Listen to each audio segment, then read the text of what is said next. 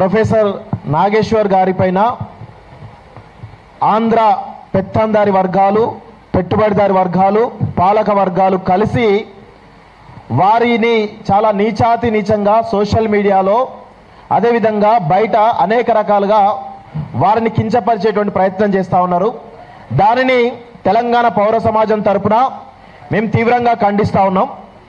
Professor Nageshwar గారు మాట్లాడినటువంటి మాటలు ఏంటి అనేటువంటి ఒకసారి మనం మాట్లాడుకుంటే రెండు మాటలు. ఆ మాటలు మరి ఒక ప్రొఫెసర్ మాట్లాడిన మాటలు ఈరోజు ఆంధ్రప్రదేశ్ రాష్ట్ర రాజకీయాలను షేక్ చేస్తున్నాయంటే 100% ప్రొఫెసర్ నాగేశ్వర్ గారు మాట్లాడిన మాటలు 100% నిజం అనేది మనందరం కూడా గ్రహించాలి. నిజం లేకపోతే నిప్పు రాదు. అందుకే ఆ నిజం అనేది బలంగా ఉన్నది కాబట్టి ఆ కూటమి ప్రభుత్వం యొక్క పునాదులు కదులుతున్నాయని చెప్పేసి చాలా స్పష్టంగా మనకు అర్థమవుతుంది. వారేమన్నారు? వైఎస్ఆర్సీపీ భారతీయ జనతా పార్టీకి దీర్ఘకాలిక మిత్రువు చంద్రబాబు నాయుడు అనేటువంటి వ్యక్తి, టీడీపీ అనేటువంటి పార్టీ ఇన్స్టంట్ పార్టీ. అంటే గత కొంతకాలంగా మనం చూసినట్లయితే, రాజకీయాలు విశ్లేషించినట్లయితే ఆంధ్రప్రదేశ్ సంబంధించినటువంటి వైఎస్ఆర్సీపీ అధికారంలో ఉన్నప్పుడు మీరు గ్రహించండి, అన్కండిషనల్గా బీజేపీ కేంద్ర ప్రభుత్వానికి సహకరించింది అనే మాట వాస్తవం. అదే సమయంలో అదే కేంద్ర ప్రభుత్వానికి వ్యతిరేకంగా పనిచేసింది టీడీపీ, చంద్రబాబు నాయుడు. వీళ్ళందరినీ కూడా అక్కడ వైఎస్ఆర్సీపీ కేవలం ఒకే ఒక అంశంతో ఎన్డీఏ ప్రభుత్వంలో, ఎన్డీఏ కూటమిలో వైఎస్ఆర్సీపీ కలవనని చెప్పింది కాబట్టి ఇక్కడ ఆల్టర్నేటివ్గా పవన్ కళ్యాణ్ వ్యక్తి టీడీపీని ఎన్డీఏ కూటమికి దగ్గర చేయడం జరిగింది. సో ఇదంతా గమనించినట్లయితే జనరల్గా అది సోర్స్ అవసరం లేదు, ఏ అవసరం లేదు. విశ్లేషణ చేస్తే, రాజకీయ విశ్లేషణ ఎవరికైనా అర్థమయ్యేది ఏంటి అంటే చాలా స్పష్టంగా జగన్మోహన్ రెడ్డి వైఎస్ఆర్సీపీ బీజేపీ కేంద్ర ప్రభుత్వానికి దగ్గర, టీడీపీ చంద్రబాబు నాయుడు బీజేపీకి దూరం అనేటువంటి విషయం నమ్మరనే విషయం అందరూ కూడా తెలుసు. కేవలం రాజకీయ ప్రయోజనాల గురించి తాత్కాలికమైనటువంటి కూటమి నడుస్తుంది అనేది చాలా స్పష్టంగా మనకైతే అర్థమవుతా ఉంది. ప్రొఫెసర్ నాగేశ్వర్ గారు మాటలు వెనక్కి తీసుకున్నా అని చెప్పేసి చాలా స్పష్టంగా చెప్పినప్పటికీ కూడా గత 2 రోజులుగా ఈ యొక్క కోతి బ్యాచ్, వెకిలి బ్యాచ్, సైకో బ్యాచ్ అయినటువంటి ఆ కూటమి ప్రభుత్వంలో ఉన్నటువంటి 2 పార్టీలు ఏవైతే ఉన్నాయో చాలా దారుణంగా వ్యాఖ్యలు వెనక్కి తీసుకుని అన్న తర్వాత కూడా ప్రొఫెసర్ నాగేశ్వర్ గారికి వారి యొక్క ఫోటోను మార్ఫింగ్ చేసి వైఎస్ఆర్సీపీ కన్వే చేసి పేటీఎం బ్యాచ్ అని చెప్పేసి ఒక ప్రచారం చేస్తూ ఉన్నారు. నేను ఒకటే అడుగుతా ఉన్నాను, మీరు ప్రొఫెసర్ నాగేశ్వర్ గారి మీద ప్రచారం చేసే ముందు పవన్ కళ్యాణ్ కానీ చంద్రబాబు నాయుడు కానీ మీ యొక్క నియతి ఎలా ఉందో ఒకసారి అర్థం చేసుకోండి. మీ చరిత్ర తీసుకుంటే చంద్రబాబు నాయుడు వారి మామ ఎవరైతే ఎన్టీఆర్ నుంచి మొదలుపెట్టుకుంటే, వారి కుటుంబ సభ్యులను మొదలుపెట్టుకుంటే ప్రతి ఒక్కరిని కూడా ఏ విధంగా అణచివేసి దారుణంగా నీచంగా అవమానించి పంపించడం ఈ 2 తెలుగు రాష్ట్రాలు, దేశం మొత్తం కూడా చూసింది. పవన్ కళ్యాణ్ అనే వ్యక్తి గతంలో చేగువారును అదే ఆదర్శంగా తీసుకున్నాడు. గద్దర్ నా సొంత గద్దర్ ఐడియాలజీ, నా ఐడియాలజీ అన్నాడు. కానీ ఇప్పుడేమో సనాతన ధర్మం అంటూ మాట్లాడుతూ ఉంటే ఈరోజు ఆ రాష్ట్ర ప్రజలు ఆయన వెనుక నడుస్తూ ఉన్నారు. అంటే మీరు ఇష్టారీతిన మీ యొక్క రంగులు మార్చొచ్చు, కానీ నీతిగా నిజాయితీగా ఒక విశ్లేషణ చేసేటువంటి ప్రొఫెసర్ నాగేశ్వర్ గారి పైన ఇలాంటి అనుచిత వ్యాఖ్యలు చేస్తున్నారంటే మీ యొక్క దుర్నీతి ఏంది, దుర్బుద్ధి ఏంది అనేది చాలా స్పష్టంగా మాకు అర్థమవుతుంది. మీరు ఒకటే అడుగుతా ఉన్నారు. నిన్న పవన్ కళ్యాణ్ గారు ఏమన్నారు? పవన్ కళ్యాణ్ అదేవిధంగా మిగతా అంశాల గురించి ఒక రీసెంట్ డెవలప్మెంట్స్ గురించి నేను చెప్తా క్లియర్గా. పవన్ కళ్యాణ్ గారు నిన్న ఏమన్నారంటే ఒక మీటింగ్లో మాట్లాడుతూ నాగేశ్వర్ గారిని అరెస్ట్ చేయడానికి పోలీసు వెళ్తుంటే నిన్ను వారించిన అని చెప్పిండు.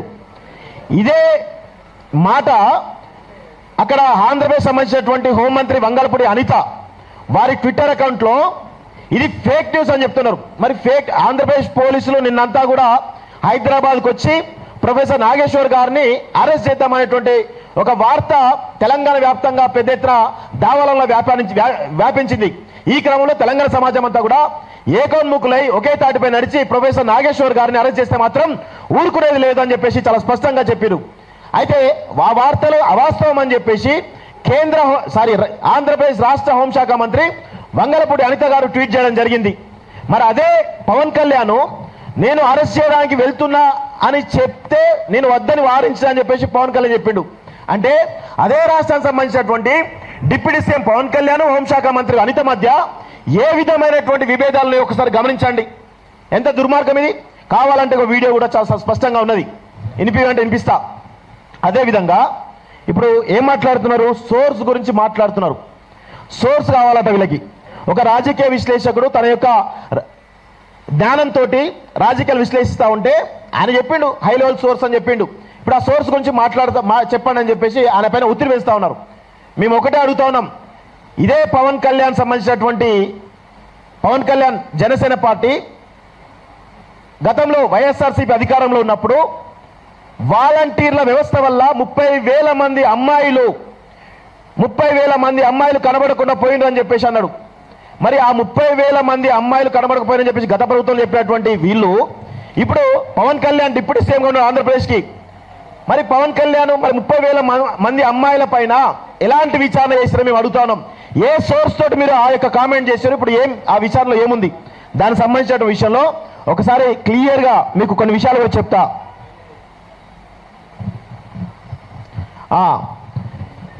చూడండి ఒకసారి. రాష్ట్రంలో హ్యూమన్ ట్రాఫికింగ్ జరుగుతోంది, 30,000 మంది యువతులు కనిపించకుండా పోయారని పవన్ కళ్యాణ్ చంద్రబాబు దుష్ప్రచారాలు చేశారు గతంలో. దానికి సంబంధించిన అప్డేట్ వీళ్ళ ప్రభుత్వం వచ్చిన తర్వాత హోంశాఖ అసెంబ్లీలో ఇచ్చిన రాతపూర్వక సమాధానం ప్రకారం వైఎస్ఆర్సీపీ హయాంలో 46 మంది మహిళలు మాత్రమే హ్యూమన్ ట్రాఫిక్ గురవగా 34 కేసులు రిజిస్టర్ అని చెప్పేసి ఈ ప్రభుత్వం వచ్చిన తర్వాత తేల్చినటువంటి లెక్క. నేను ఒకటే అడుగుతాను పవన్ కళ్యాణ్ గారిని, మీరు ఏ సోర్స్ ఆధారంగా మాట్లాడిరు, మీరు మాట్లాడిన తప్ప రైట్ అనేది మీరే డిసైడ్ చేశారు ఒకటి. రెండోది, వీళ్ళు తిరుమల లడ్డుపై ప్రచారం చేశారు. ఏమని, తిరుమల లడ్డూలో కల్తీ అవుతా ఉందని చెప్పేసి ప్రచారం చేశారు. ప్రచారం చేస్తే ఇక్కడ అసలు అనుమానిత నెయ్యి ట్యాంకర్లు ప్రసాదం తయారీలో వాడలేదని వెనక్కి తిప్పి పంపినట్లు స్వయంగా టీటీడీ జేఈఓ శ్యామలారావు మీడియా ముఖంగా చెప్పిండు. అదేవిధంగా సుప్రీంకోర్టు చంద్రబాబు నాయుడు చివాట్లు పెట్టింది. ఎందుకు ప్రజలను డైవర్ట్ చేసే విధంగా మీరు ఎందుకు దుష్ప్రచారం చేస్తారని చెప్పేసి సీఎం హోదాలో ఉన్నటువంటి చంద్రబాబు నాయుడు సుప్రీంకోర్టు చివాట్లు పెట్టిన విషయం చూస్తున్నాం. ఇలాంటివి అనేకమైనటువంటి దుష్ప్రచారాలు మీరు చేశారు కదా, మీ హయాంలో చేశారు. మీ గతంలో వైఎస్ఆర్సీపీ హయాంలో ఉన్నప్పుడు మీరు దుష్ప్రచారం చేశారు. ఇప్పుడు వచ్చిన తర్వాత అవన్నీ కూడా అవాస్తవాలని చెప్పేసి మళ్ళీ మీ ప్రభుత్వంలో తేల్చారు. మీరు ఏ సోర్స్ ఆధారంగా విమర్శలు చేసిరో చెప్పగలిగే దమ్ముందా? అదేవిధంగా మీ పైన ఎన్ని కేసులు పెట్టాలి? మీ పైన ఆయన అన్న మాట వాస్తవం, 100% వాస్తవం. ఆ మాటలను బేస్ చేసుకొని మీరు ప్రొఫెసర్ నాగేశ్వర్ గారి పైన కేసులు పెడతా ఉన్నారు. ఎన్ని గుండెలు ఉండాలి మీకు? ఒక తెలంగాణకు సంబంధించినటువంటి ప్రొఫెసర్ నాగేశ్వర్ పైన మీరు కేసులు పెట్టి అరెస్ట్ చేసేటువంటి దమ్ముందని మేము అడుగుతున్నాం. రండి ఒక్కసారి ప్రొఫెసర్ నాగేశ్వర్ గారి పైన చేసి చూడండి, ఒక్కసారి ఆయన పట్టుకుపోయే ప్రయత్నం చేయండి. మొత్తం మీ యొక్క పునాదులు కలితే బిడ్డ గుర్తుపెట్టుకోండి, మీ పునాదులు కలితే మీ యొక్క ఆర్థిక మూలాలు కలితే విషయాన్ని గుర్తుపెట్టుకోండి. మేము ఈ సందర్భంగా ఈ యొక్క రౌండ్ టేబుల్ సమావేశం నుంచి ఒక పిలుపునిస్తా ఉన్నాం. ఈ చంద్రబాబు నాయుడు కూటమి ప్రభుత్వం ఏదైతే దుర్మార్గాలు చేస్తూ ఉందో, మేము ఆంధ్రప్రదేశ్ సంబంధించిన గురించి మాట్లాడలేదు, మా తెలంగాణకు సంబంధించినటువంటి అనేక విషయాలపైన వెంకట్రామరెడ్డి నుంచి మొదలు పెట్టుకుంటే ప్రొఫెసర్ నాగేశ్వర్ వారు కావచ్చు, లేకపోతే ఈ హైదరాబాద్ సంబంధించిన రాజధాని విషయంలో కావచ్చు, అనేక దుష్ప్రచారాలు చేస్తున్నటువంటి ఎవరైతే ఉన్నారో మేము ఒకటే ఇక్కడ కాల్ చేస్తా ఉన్నాం. బాయ్కాట్ హెరిటేజ్ ప్రోడక్ట్స్ అనేటువంటి ఒక నినాదాన్ని, ఒక కాల్ని మేము తీసుకునే ప్రయత్నం ఖచ్చితంగా చేస్తామని కూడా చెప్తా ఉన్నాం. ఎందుకంటే తెలంగాణ అస్తిత్వం పైన, తెలంగాణ ఆత్మగౌరవం పైన ఏ ఒక్క చిన్న కించిత్తు అవమానం జరిగినా, ఎవరికైనా ఇబ్బంది కలిగినా కానీ ఖచ్చితంగా తెలంగాణ రాష్ట్రం తిరగబడుతుంది, తెలంగాణ సమాజం తిరగబడుతుంది, తెలంగాణ పౌర సమాజం ఖచ్చితంగా తిరగబడి కొట్లాడుతున్న విషయాలు మేము స్పష్టంగా చెప్తా ఉన్నాం. ప్రొఫెసర్ నాగేశ్వర్ గారు రౌండ్ టేబుల్ సమావేశం రావడం జరిగింది. వారికి ఈ రౌండ్ టేబుల్ పక్షాన స్వాగతం తెలియజేస్తా ఉన్నాం.